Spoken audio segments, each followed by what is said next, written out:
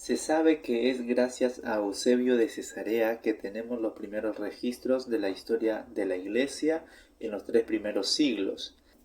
Sin embargo, existen documentos extrabíblicos y que no competen a autores cristianos que pueden darnos también detalles de cómo se vivía el cristianismo durante los 3 primeros siglos de la Iglesia cuando aún no existía un autor de historia eclesiástica.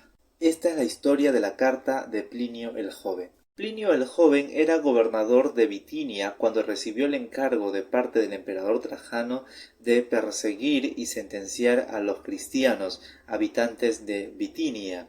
Sin embargo, Plinio queda admirado de algunas actitudes que los cristianos tomaban frente a la persecución, a la sentencia y a la condena de esta nueva religión. Por lo que probablemente en el 111 o quizás el 112 Plinio envía una carta al emperador Trajano manifestando su curiosidad en torno a la actitud religiosa que tenían los cristianos. En la carta 96, Plinio el Joven detalla el paso a paso que él realiza para perseguir, ejecutar y condenar a los cristianos en Bitinia. Además, él manifiesta sus curiosidades de la siguiente manera.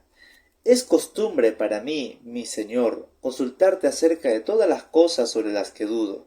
¿Quién en efecto puede guiar mejor mi irresolución o instruirme en lo que no sé? Jamás he participado en los procesos contra los cristianos. Por ello, desconozco qué suele castigarse o perseguirse y hasta qué punto. Y no he dudado poco si acaso se hace alguna distinción de edad, o por tiernos que sean, en nada difieren de los más robustos, si hay perdón para el arrepentimiento, o si el que fue completamente cristiano no obtiene alguna ventaja al haber dejado de serlo, si se castiga el mero hecho de llamarse cristiano, en caso de que no se hayan cometido delitos, o si se castigan los delitos asociados a tal nombre. Entretanto, esta es la norma que he seguido para con aquellos que hasta mí han sido traídos como cristianos. A ellos mismos les pregunté si eran o no cristianos. A quienes confesaron que sí, les pregunté una segunda y una tercera vez, con la amenaza de suplicio. Ordené que se ejecutara a los que perseveraban. Yo no dudaba, en efecto, de que al margen de lo que confesaron, debía castigarse la pertinencia y la obstinación cerrada. Hubo otros de similar desvarío, a los que apunté para que fueran enviados a Roma, ya que eran ciudadanos romanos. Poco después, como suele ocurrir, al extenderse la acusación por causa del mismo proceso, se dieron situaciones variadas. Se hizo público un libro anónimo que contenía los libros de muchas personas, quienes negaban que eran cristianos o que lo hubieran sido. Una vez que por medio de una fórmula mía imploraron a los dioses y suplicaron con incienso y vino a una imagen tuya que había ordenado colocar para este cometido junto a otras figuras de los dioses, y una vez que además blasfemaron contra Cristo, cosas que dicen que no pueden ser obligados a hacer quienes en verdad son cristianos, consideré que podía dejarlos libres. Otros, nombrados por un delator, declararon que eran cristianos y poco después lo negaron. Dijeron que lo habían sido ciertamente, pero que habían dejado de serlo. Algunos hacía ya 3 años, otro ya muchos años antes, alguno incluso 20. Asimismo, todos ellos adoraron una imagen tuya y las figuras de los dioses, y además blasfemaron contra Cristo.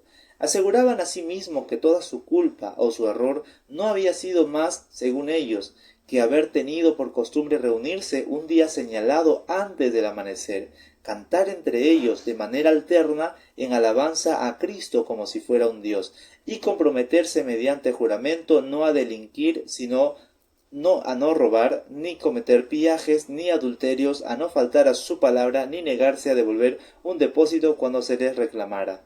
También decían que, una vez realizadas estos ritos, tenían por costumbre separarse y reunirse de nuevo para tomar el alimento, totalmente corriente e inocuo, pero que dejaron de hacerlo tras mi edicto, por el cual, según tus mandatos, había prohibido que hubiera ocasiones. Así pues, creí aún más necesario inquirir también, mediante el tormento de 2 esclavas que eran llamadas ministras, que había de verdad. No encontré ninguna otra cosa más que una superstición depravada y desmesurada. Por ello, aplazada la indagación, me he apresurado a consultarte. A mí me parece que se trata de una cuestión digna de consulta, sobre todo a causa del número de personas que corren peligro de ser juzgadas. Hay mucha gente, en efecto, de todas las edades, de todas las condiciones y ambos sexos incluso. No, en la carta 96, Plinio el joven detalla el paso a paso que él realiza para perseguir, ejecutar y condenar a los cristianos en Bitinia. Además, él manifiesta sus curiosidades de la siguiente manera. Es costumbre para mí, mi señor, consultarte acerca de todas las cosas sobre las que dudo. ¿Quién en efecto puede guiar mejor mi irresolución o instruirme en lo que no sé? Jamás he participado en los procesos contra los cristianos. Por ello, desconozco qué suele castigarse o perseguirse y hasta qué punto. Y no he dudado poco si acaso se hace alguna distinción de edad, o por tiernos que sean, en nada difieren de los más robustos, si hay perdón para el arrepentimiento, o si el que fue completamente cristiano no obtiene alguna ventaja al haber dejado de serlo. Si se castiga el mero hecho de llamarse cristiano, en caso de que no se hayan cometido delitos, o si se castigan los delitos asociados a tal nombre. Entretanto, esta es la norma que he seguido para con aquellos que hasta mí han sido traídos como cristianos. A ellos mismos les pregunté si eran o no cristianos. A quienes confesaron que sí, les pregunté una segunda y una tercera vez, con la amenaza de suplicio. Ordené que se ejecutara a los que perseveraban. Yo no dudaba, en efecto, de que al margen de lo que confesaron, debía castigarse la pertinencia y la obstinación cerrada. Hubo otros de similar desvarío, a los que apunté para que fueran enviados a Roma, ya que eran ciudadanos romanos. Poco después, como suele ocurrir, al extenderse la acusación por causa del mismo proceso, se dieron situaciones variadas. Se hizo público un libro anónimo que contenía los libros de muchas personas, quienes negaban que eran cristianos o que lo hubieran sido.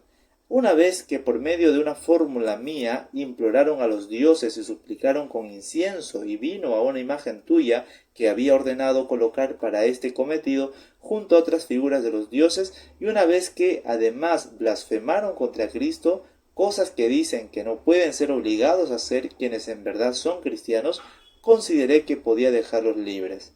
Otros, nombrados por un delator, declararon que eran cristianos y poco después lo negaron. Dijeron que lo habían sido ciertamente, pero que habían dejado de serlo. Algunos hacía ya 3 años, otro ya muchos años antes, alguno incluso 20. Asimismo, todos ellos adoraron una imagen tuya y las figuras de los dioses, y además blasfemaron contra Cristo. Aseguraban asimismo que toda su culpa o su error no había sido más, según ellos, que haber tenido por costumbre reunirse un día señalado antes del amanecer, cantar entre ellos de manera alterna en alabanza a Cristo como si fuera un Dios, y comprometerse mediante juramento no a delinquir, sino a no robar, ni cometer pillajes, ni adulterios, a no faltar a su palabra, ni negarse a devolver un depósito cuando se les reclamara. También decían que, una vez realizadas estos ritos, tenían por costumbre separarse y reunirse de nuevo para tomar el alimento, totalmente corriente e inicuo, pero que dejaron de hacerlo tras mi edicto, por el cual, según tus mandatos, había prohibido que hubiera ocasiones. Así pues, creí aún más necesario inquirir también, mediante el tormento de 2 esclavas que eran llamadas ministras, que había de verdad. No encontré ninguna otra cosa más que una superstición depravada y desmesurada. Por ello, aplazada la indagación, me he apresurado a consultarte. A mí me parece que se trata de una cuestión digna de consulta, sobre todo a causa del número de personas que corren peligro de ser juzgadas. Una de las cosas que se puede rescatar de esta carta es la actitud de muchos cristianos que, al ver el peligro de la persecución, no tuvieron más opción que negar la fe, maldecir a Cristo y adorar la imagen del emperador. Sin embargo, también presenta la otra cara de la moneda, de muchos cristianos que estuvieron dispuestos a sufrir el martirio, incluso a ser asesinados por causa de abrazar el nombre de Jesucristo. Además, un dato curioso de esta carta es que Plinio menciona a 2 mujeres que eran esclavas que para el estatus social del mundo greco-romano eran mujeres inferiores. Sin embargo, Plinio dice que dentro del círculo eclesiástico estas dos esclavas recibían el título de ministras, es decir, eran personas encargadas de predicar la palabra de Dios y de ejercer ciertos aspectos litúrgicos, como probablemente el bautismo o dirigir la Eucaristía, entre otras celebraciones litúrgicas.